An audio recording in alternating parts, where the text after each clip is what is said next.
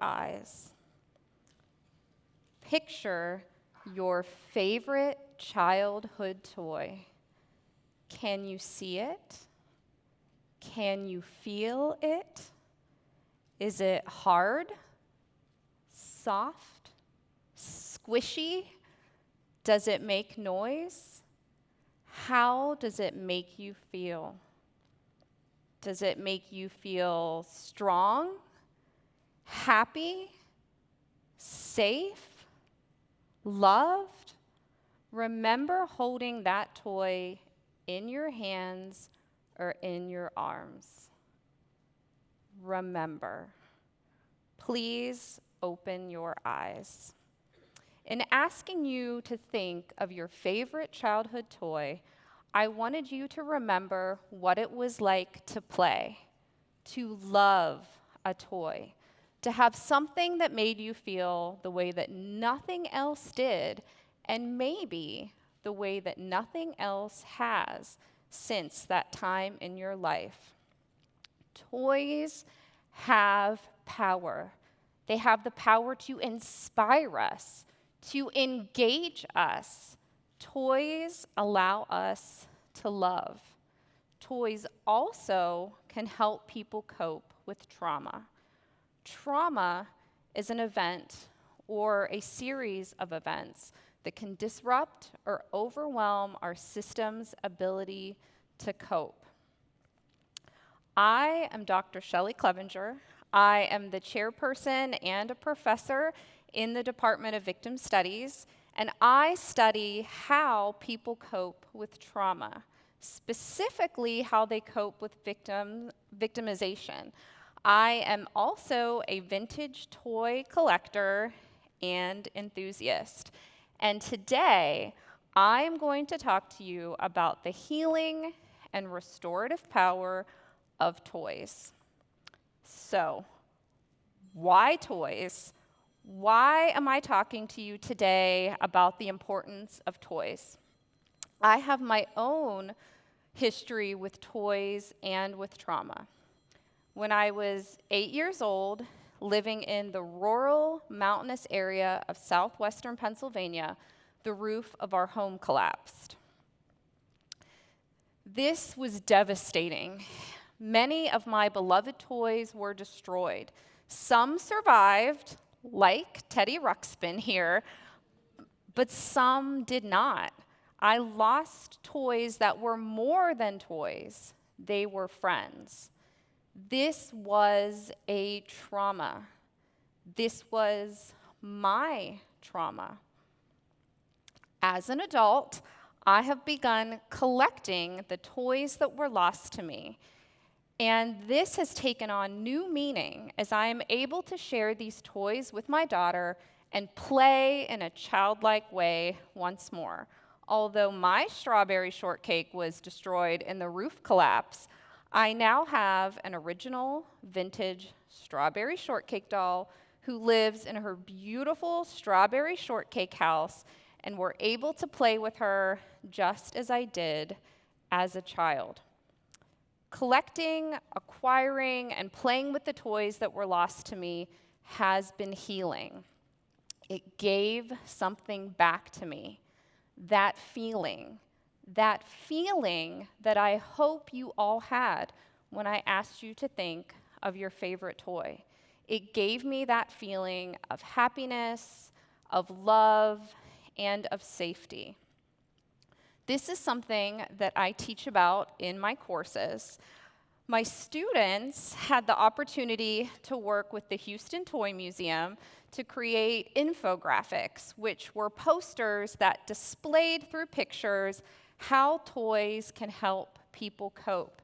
Having this display at the Houston Toy Museum allowed the community to see how toys can help heal people's hearts.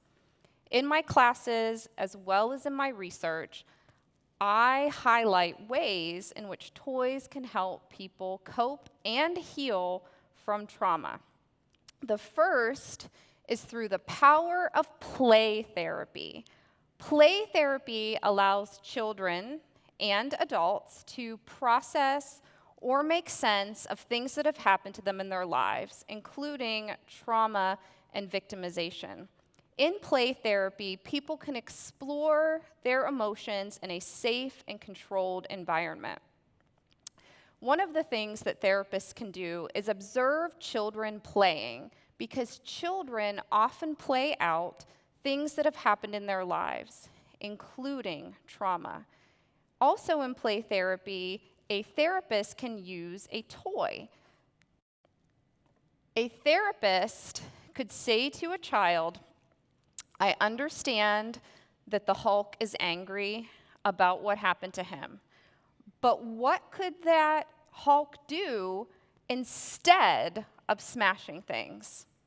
This allows a child to explore their emotions using a safe and familiar character and to be able to cope with their trauma. Another way that toys can help people cope is through collecting. Collecting allows children and adults to take control over their lives when they may have felt that they did not have control or do not have control because of something that happened to them, oftentimes trauma and victimization. Collecting also allows people to connect to a happier time in their life before the trauma or victimization occurs. Collecting is an extension of play.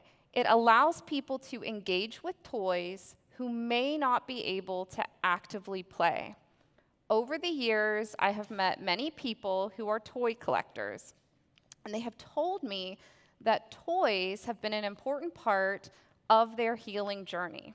For example, Lisa found her favorite toy from childhood, She-Ra, Princess of Power, at the Goodwill.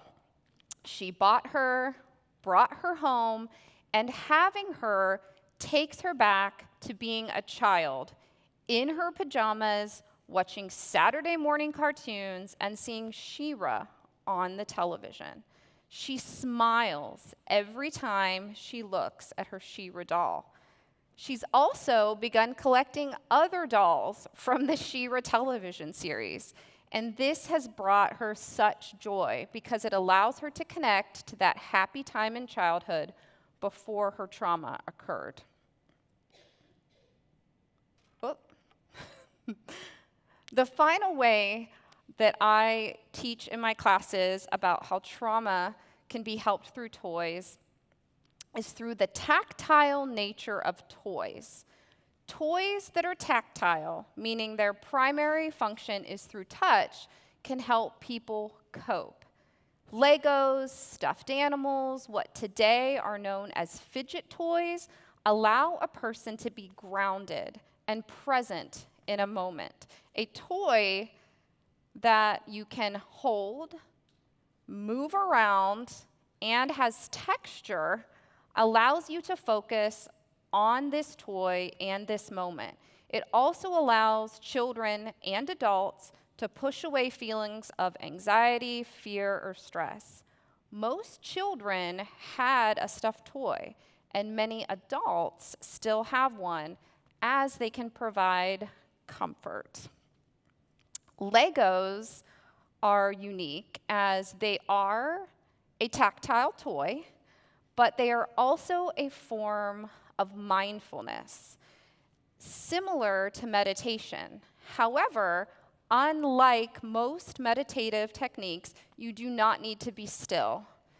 You can move the Legos, build them, but it has the same effect as you are focused on a task at hand, pushing out thoughts and feelings that can overwhelm us. This is one of the reasons that Legos has been used by therapists for children and adults. Now that I have told you about how toys can and have helped people cope with trauma, I want to invite you to think about how toys can help you today in your everyday life. You may not have a trauma or victimization background, but that does not mean that toys are not for you. Do you like to play games on your phone? Video games? Board games? Toys are for you. Do you like Funko Pops? Action figures? Toys are for you. Do you like music boxes? Dolls? Barbie dolls? Toys are for you.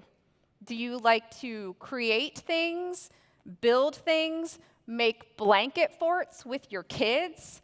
Toys are for you. Toys are for all.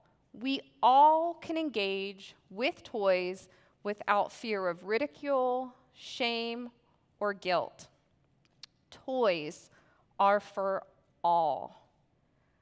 I invite you to play with our toys in the lobby and to play in your life whenever you have the chance. Embrace the fun and the healing power of toys. Thank you.